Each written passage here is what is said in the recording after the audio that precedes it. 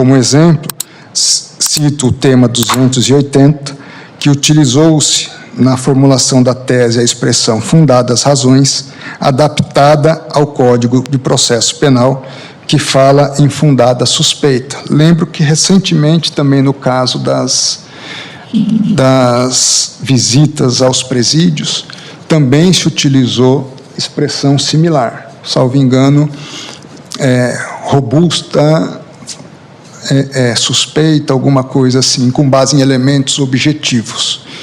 Então, a meu juízo, veja, se para uma revista íntima, para uma revista a um presídio, nós precisamos de algum elemento objetivo, eu também entendo que nós precisamos adotar uma similitude de nomenclatura à luz do que vem sendo consolidado no âmbito do STF.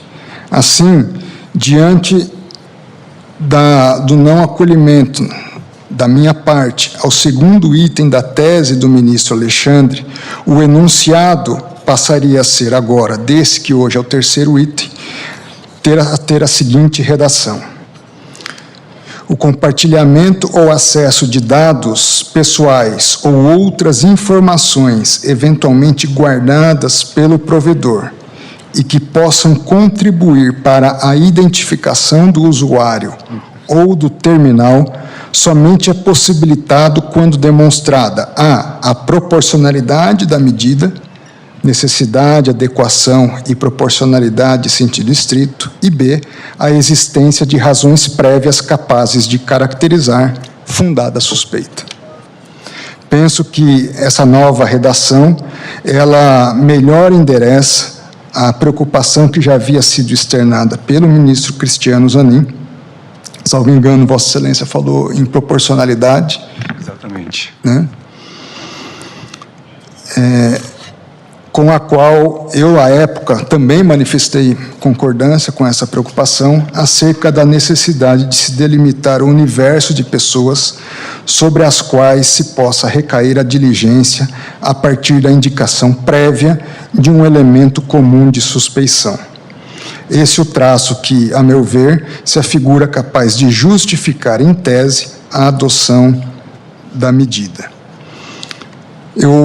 Chegou ao conhecimento, a partir de memoriais que me foram trazidos pelo Google, por exemplo, de que alguns juízes, já no curso do julgamento, estavam adotando técnicas investigatórias também, ou autorizando medidas dessa natureza. Então, por exemplo, em casos de furtos, de roubos, autorizando averiguação na internet de pessoas indeterminadas, genérica, mas que teriam pesquisado algo correlacionado ao furto ou ao roubo correspondente. Aplicando as balizas, assim agora passo a análise do caso concreto. Permite só uma intervenção? Nessa linha que Vossa Excelência acaba de mencionar, me parece, até a partir de uma reflexão melhor, que seria importante registrar que só seria possível utilizar esse meio de investigação se não houver outro meio menos invasivo. Esse é um meio extremado. Então, acho que dentro da proporcionalidade que discutimos na última sessão, a inexistência de um meio menos invasivo também penso que seria um aspecto importante, assim como determinações geográficas e temporais de busca, que são outros critérios que poderiam ser também adotados para que não haja justamente essa pescaria probatória que Vossa Excelência se referiu. Aproveitando a parte, eu estou tão preocupado com essa situação. Ano passado, mês de novembro, salvo engano, tive num congresso na Espanha só de processo penal, só com os catedráticos de processo penal, fui convidado a falar e, sem citar o caso especificamente, eu problematizei essa circunstância. E como era um congresso muito restrito, cerca de 40 pessoas, mesmo os catedráticos que estavam presentes viram isso como uma dificuldade, não conseguiram dar uma resposta, vamos dizer assim, num primeiro momento, porque com receio do escopo e da abrangência que uma medida dessa natureza pode ensejar. E lembrando que nós estamos decidindo não um caso especificamente, nós estamos estabelecendo um padrão para toda a investigação em todo o país, tanto para a atuação das polícias, Ministério Público. Permite, ministro André? Por favor, ministro Alexandre. Essa é a minha preocupação também, porque, veja, nós não podemos pegar a patologia e estabelecer um padrão que vai atrapalhar as investigações importantes. Ministro Alexandre de Moraes. Então, nós temos que tomar muito cuidado. Nós não podemos pegar um juiz, um caso de um juiz que excepcionalmente determina para a questão de furto, achar que isso é a regra e, em virtude disso, proibir ou dificultar tanto uma forma de investigação que hoje é usada no mundo todo para combate à pedofilia, pornografia infantil pela internet, sequestro. Então, me permite, só para concluir, esse é o grande problema, porque se nós começarmos a colocar isso, aquilo, pensando na patologia, pode dar pesca probatória. No caso concreto, se analisa se foi pesca probatória. Nós temos o caso, e esse é um dos casos, nós temos o caso que houve a necessidade de verificar quem consultou aquilo naquele momento para descobrir os assassinos da Marielle.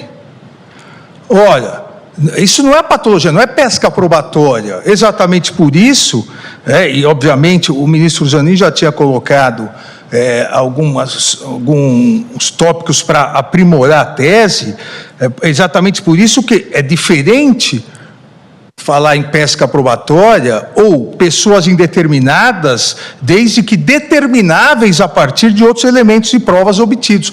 A minha grande preocupação, ministro André, já devolvo a palavra, a minha grande preocupação é ficar uma redação que vede pessoas indeterminadas, mesmo que determináveis. Nós tivemos recentemente, isso deu grande relevância, porque o juiz, na audiência de custódia, soltou os 3 sequestradores de 2 casais de idosos. O tribunal rapidamente depois reverteu isso. Mas por que se chegou aos sequestradores? Exatamente quebrando esses conexão e registros e aplicativos numa área onde se chegou à investigação que poderiam estar lá, em cativeiro. Se quebrou de pessoas indeterminadas, mas determináveis naquela região, a partir de uma investigação prévia. Obviamente, o que se chegar de pessoas que não tenham absolutamente nada com a investigação, deve ser afastado. Isso não é novidade, presidente, porque, e hoje se usa muito menos, nós sabemos, a interceptação telefônica, mas nós temos que transpor a experiência da interceptação telefônica para isso. Quando o juiz determinava uma interceptação telefônica do sujeito A, infelizmente ele estava também determinando a quebra do sigilo telefônico de B, C, D e E que ligavam para aquele A. E tudo que não tinha relação com o processo era retirado. Aqui é a mesma coisa. A minha única preocupação, ministro André, é exatamente isso. Nós vamos ou não manter a possibilidade de pessoas indeterminadas, desde que determináveis a partir de outros elementos de prova. Porque se nós retirarmos essa possibilidade, nós vamos estar retirando um instrumento importantíssimo para a polícia investigar questões nas redes, repito, principalmente pedofilia, pornografia infantil e questões não nas redes, mas questão de extorsão mediante sequestro. Então, a minha grande preocupação é essa. Pessoas indeterminadas, mas determináveis pela investigação. Vossa Excelência concorda ou não? Porque me parece que Vossa Excelência retirou isso. Eu retirei o item 2 e estou... Sempre é controle judicial. Sim. Sempre com controle judicial. Sempre com determinação judicial. A grande questão é, eu preciso, à luz do meu entendimento, da existência de razões prévias e de fundada suspeita prévia. Qualquer medida, hoje, para eu abordar qualquer pessoa na rua, eu preciso de uma fundada suspeita. Aqui entendo as preocupações de Vossa Excelência e envolve uma questão até de um certo dilema, mas é a possibilidade de se abrir para pessoas indeterminadas, sem que se tenha uma prévia suspeita dessa conduta, o que eu acho que há outras medidas invasivas mais pontuais, por exemplo, em casos de pedofilia. É você, e as polícias fazem isso, é você enviar, há uma suspeita de certas situações, enviar um programa espião, a partir de certas procuras que as polícias fazem, e aí a pessoa, mas aí você está focando em uma pessoa que já havia prévia suspeita, e a partir dali você consegue alcançar uma rede de pornografia infantil, de pedofilia, e de uma criminalidade mais sistêmica e organizada. O outro ponto é eu abrir, na minha opinião, de uma forma ampla, a pessoas com conceitos abertos, indeterminadas, mas determináveis. São conceitos abertos. O conceito que nós temos no Código de Processo Penal é uma fundada suspeita. Se há uma fundada suspeita, o juiz autoriza em relação a essas pessoas. E, logicamente, que a partir dessa pessoa, outras quebras podem ser feitas. Ministro André, permite, mas o grande problema é que há a fundada suspeita de que naquela região, e há provas, estão os sequestradores. A polícia precisa desse meio de prova. Ela não sabe quem é o sequestrador. Então, é totalmente diferente, com o devido respeito, da comparação com a revista íntima, porque a revista íntima, a pessoa está entrando. A polícia não sabe ainda quem é o sequestrador. A polícia não sabe ainda quem é o homicida, mas chegou numa determinada investigação que a polícia sabe que, cruzando esses dados, vai chegar. Não é possível nós retirarmos isso da polícia. Vamos lá, vamos quebrar um sigilo dessa natureza. E longe de mim dizer que a questão é simples. Ministro, mas vamos quebrar o concreto. Pois não. Por exemplo, no caso dessa vereadora, o que se fez foi uma busca, essa pesquisa, em todos aqueles que ingressaram na rede mundial de computadores para pesquisar naquela área. O nome dela. Então, o nome, essa necessidade. Os horários, a agenda dela. Ou seja, todos os brasileiros. Antes dela ser. Todos os brasileiros que fizeram a pesquisa e tem um período posterior ainda no pedido. Ainda alcança um período posterior, logo após. Ou seja, todo mundo depois do homicídio foi lá e fez a pesquisa. Não, foi quem pesquisou, não só o roteiro dela, não só a agenda dela, como posteriormente pesquisou as câmeras do local. Qual o interesse de pessoas em saber câmeras do local? Bom, é um método investigativo importante. Dúvida honesta. O caso Marielle, a princípio, está resolvido. Fez uma delação. Está em julgamento. Não, está em julgamento. Os de investigação está resolvido. Não, até porque nós sabemos que ninguém pode ser condenado somente pela delação. Então, as provas estão sendo validadas. Esse instrumento de prova é importantíssimo, não só para o caso Marielle. Mas em relação aos acusados. Para o caso do sequestro desses 3 idosos.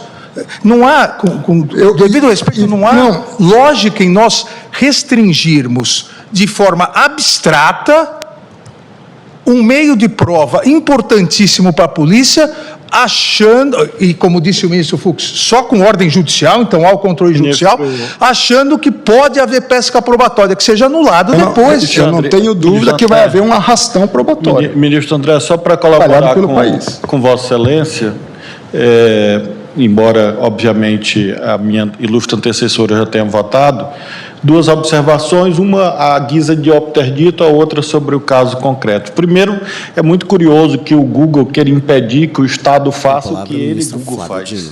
É muito singular isto, porque o Google faz, a Meta faz, as farmácias fazem.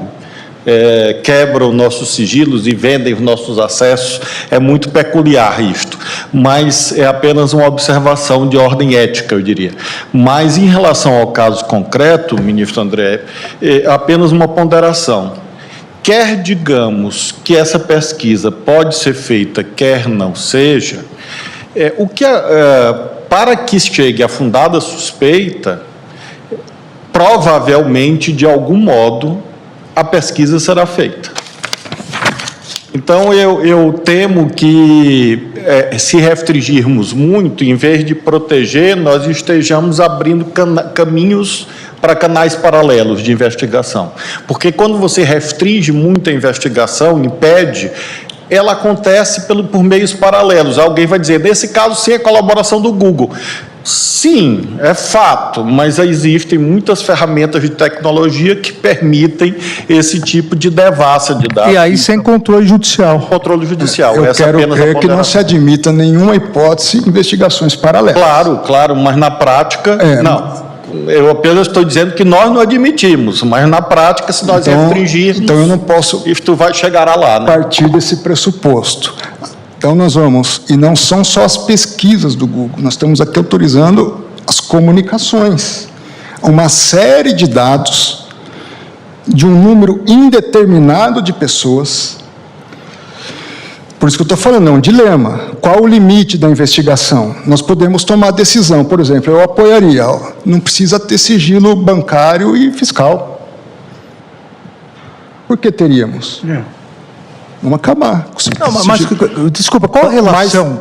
Qual a relação disso com o que nós estamos discutindo? Nenhuma. A relação é gigante. Nenhuma. Porque eu estou invadindo as comunicações das pessoas. Não, mas há uma investigação prévia que aponta essa necessidade. Não tem nenhuma relação com acabar com o sigilo bancário das pessoas. Nenhuma relação.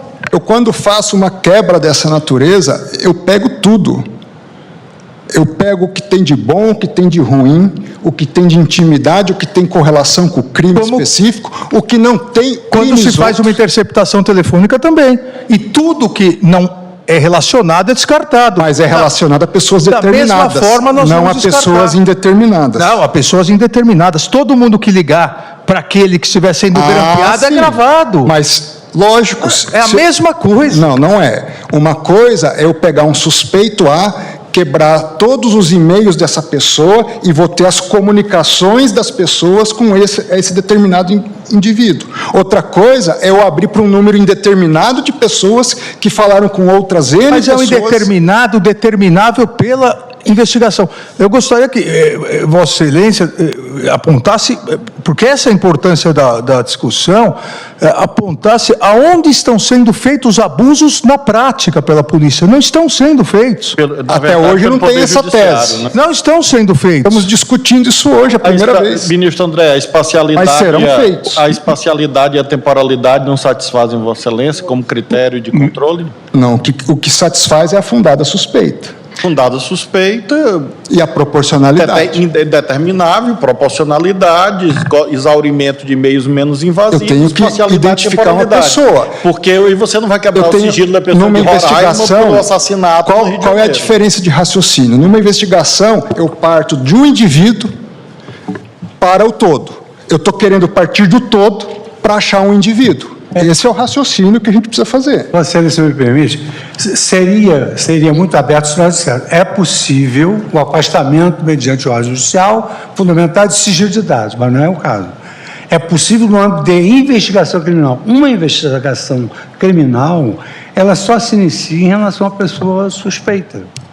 Sim, mas o que se está decidindo aqui é se eu posso, para descobrir, além dessa uma pessoa suspeita, outros suspeitos que eu não conheço. Sim. Por isso que, se é para uma pessoa suspeita, ótimo. Se é para as pessoas, a partir de uma pessoa suspeita, eu identificar outras pessoas correlacionadas a essa pessoa, ótimo. O que eu não posso é partir do geral para o particular. Mas não é isso que se pretende. Extorsão mediante sequestro, você tem uma pessoa, você tem um local, você tem o dado de uma pessoa não identificada ainda, mas você tem no cruzamento de informações. A polícia não vai mais poder pegar toda aquela região para saber aonde é o cativeiro. Não há lógica nisso. O que não vai se poder, na minha ótica, é quebrar o sigilo de todo mundo daquela região para depois ver quem está envolvido. E os sequestrados morrem enquanto a polícia faz busca e apreensão em cada casa. Por isso que a questão não é simples. Se fosse simples, nós não estaríamos discutindo aqui. Por isso que são juízos de valores que nós precisamos fazer. Qual o limite de uma investigação? Essa discussão. Recentemente foi noticiado um caso concreto assim, uma pessoa com abuso de confiança utilizou no mesmo endereço da pessoa fraudada o seu cartão de crédito e repassou esse cartão de crédito para várias outras pessoas que fizeram compras numa zona imensa, que é a maior zona eleitoral da América Latina, que é a Zona Oeste. Então, com essa pesquisa semelhante a que os autos revelam, conseguiu-se detectar nessa Zona Oeste as lojas em que esse cartão foi utilizado, as pessoas que tinham o hábito de comprar nesse estabelecimento e chegou-se à autoria e à coautoria do delito. Mas você investigou o objeto, você não investigou as pessoas. Não, investigou as outras pessoas. Não, você investigou o objeto. Onde usou, onde passou a máquina, aí você foi determinando.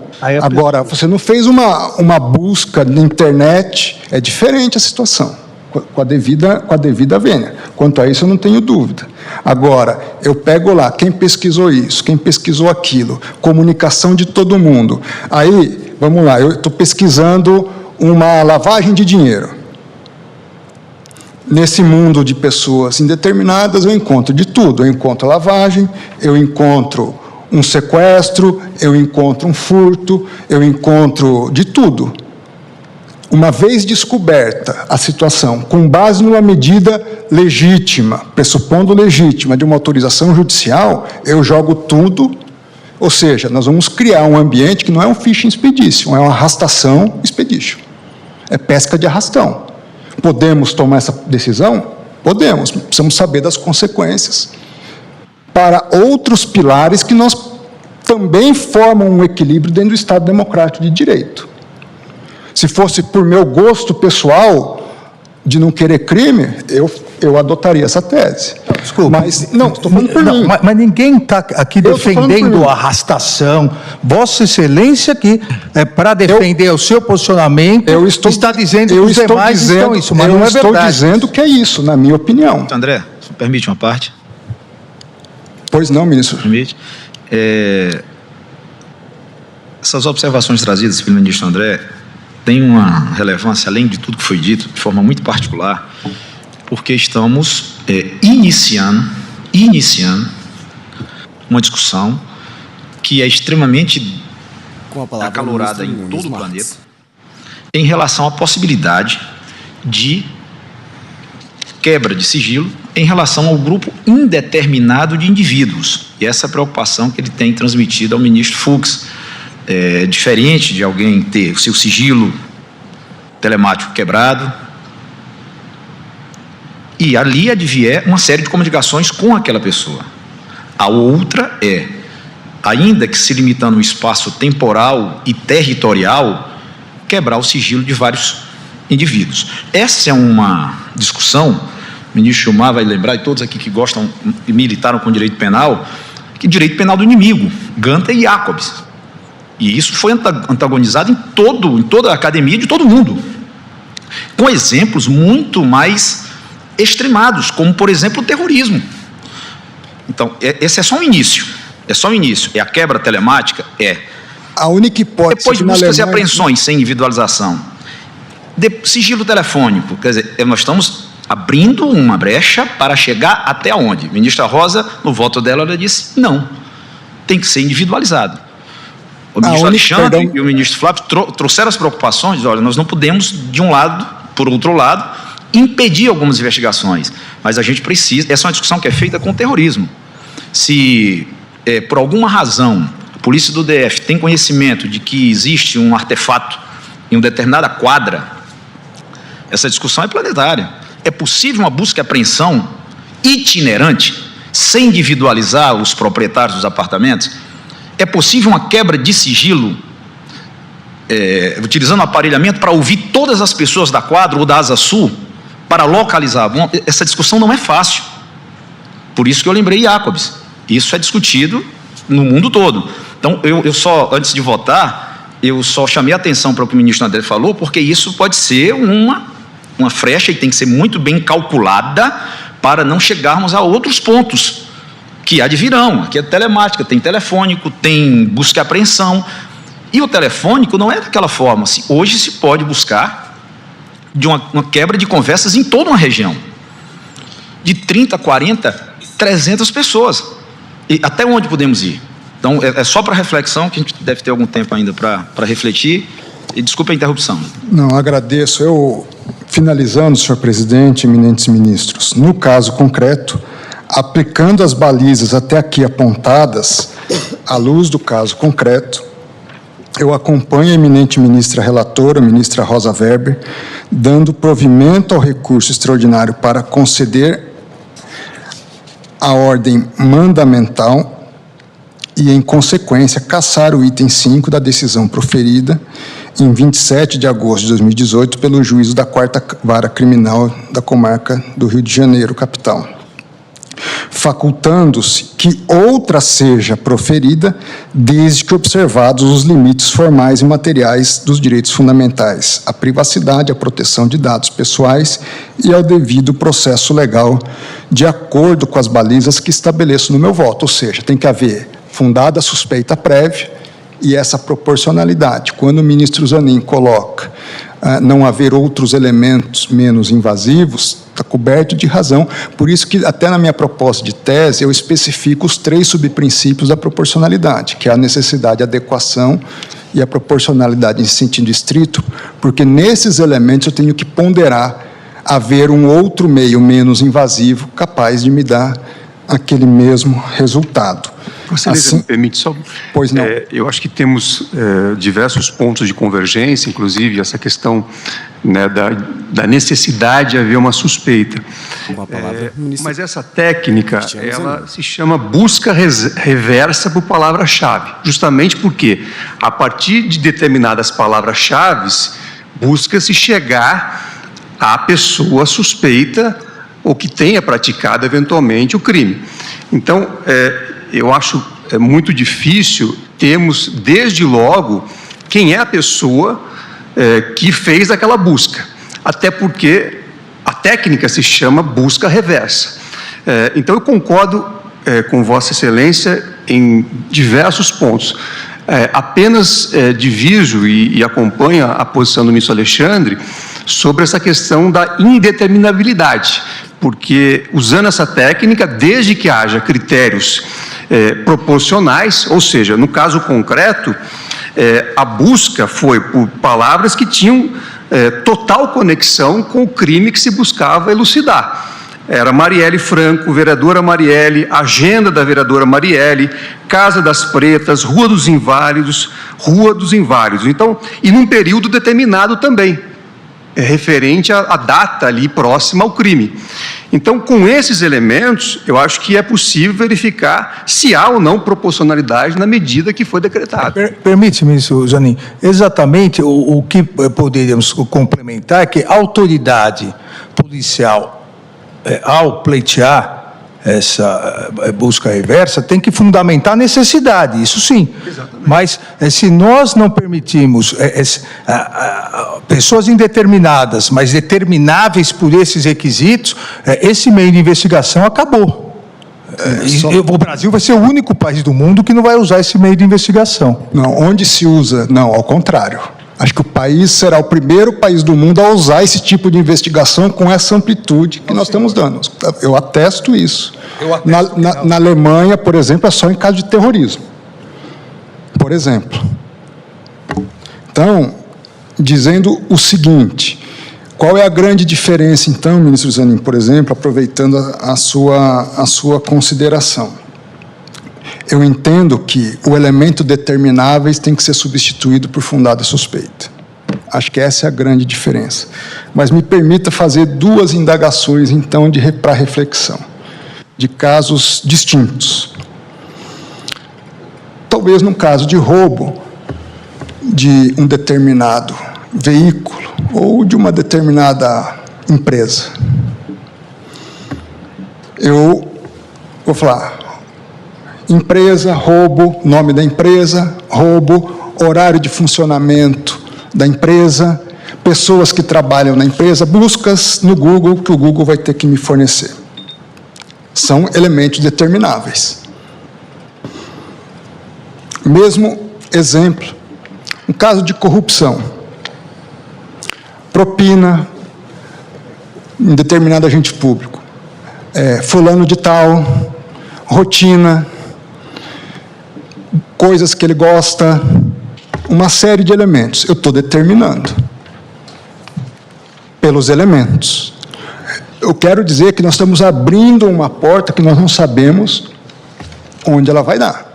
Ministro André, E essa é a reflexão que nós precisamos ter. nessas duas hipóteses que Vossa Excelência deu, assim, só para refletirmos juntos. A ordem judicial poderá atingir pessoas indeterminadas, desde que determináveis a partir de outros elementos de provas obtidos previamente na investigação e que justifiquem a medida. Em nenhum desses dois casos que Vossa Excelência deu seria possível fazer isso. É perfeitamente possível. Nenhum desses dois casos. É perfeitamente possível. O sujeito a princípio, subornou um agente público.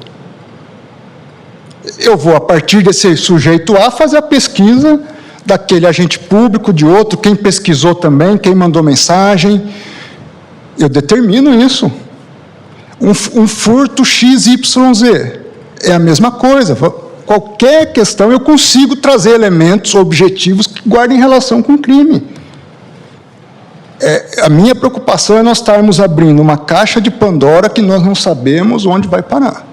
Então, encerrando, senhor presidente, esse é o voto. Agradeço. Vossa Excelência, portanto, em conclusão, Vossa Excelência está dando provimento, como fizera a ministra Rosa Weber. Vossa Excelência acompanha a relatora. A relatora autorizando uma nova decisão por parte do juízo, desde que enquadrado nos elementos dos quais eu estabeleci, que são essencialmente a proporcionalidade e uma fundada suspeita. Portanto, nós temos posição da relatora e do ministro André Mendonça pelo provimento e a posição do ministro Alexandre de Moraes e do ministro Cristiano Zanin pelo desprovimento. Eu, quando retomarmos, vou ler as teses para termos claras as posições, mas nós vamos receber agora o presidente do Chile, que está em visita ao tribunal, chegará em breve. Portanto, eu vou suspender a sessão e se a reunião com o presidente do Chile terminar até 17 horas, 17h15, nós retomamos. Se prolongar para além disso, nós retomamos amanhã. Então, e retomamos com esse caso. Depois do ministro André, o ministro Zanin precisa retomar a palavra, não?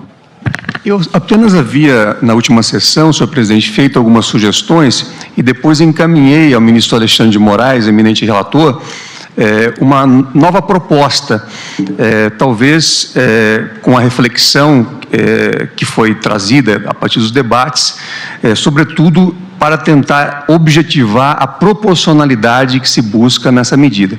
Então, eu encaminhei ao eminente relator, encaminhei também ao ministro André Mendonça e a Vossa Excelência uma proposta, eventualmente, para chegarmos a um consenso, se possível. Quando retomarmos, eu lerei as duas propostas na mesa. E retomamos, então, ministro Cássio, com voto de Vossa Excelência, ou hoje ou amanhã, ao início da sessão. Ok? Fica suspenso. Os advogados que aguardam os demais casos, eu acho que podem se sentir liberados, porque se retornarmos, vai ser com esse caso ainda. Há um caso de sustentação oral? Presidente, se Vossa Excelência me permite, Claro. Eu, tomando a liberdade, não sei qual é a extensão do voto do eminente ministro Cássio Nunes Marques, mas talvez, como Vossa Excelência tem feito, pudéssemos suspender esse julgamento para continuar amanhã e ouvirmos a sustentação oral. Mas apenas uma sugestão Eu acho que é uma boa sugestão se todos estiverem de acordo. Estou de acordo. O caso seguinte seria só esse. Recurso extraordinário 1.355.228. Falará pelo recorrente Dr. Rodrigo da Silva Pedreira. Está presente?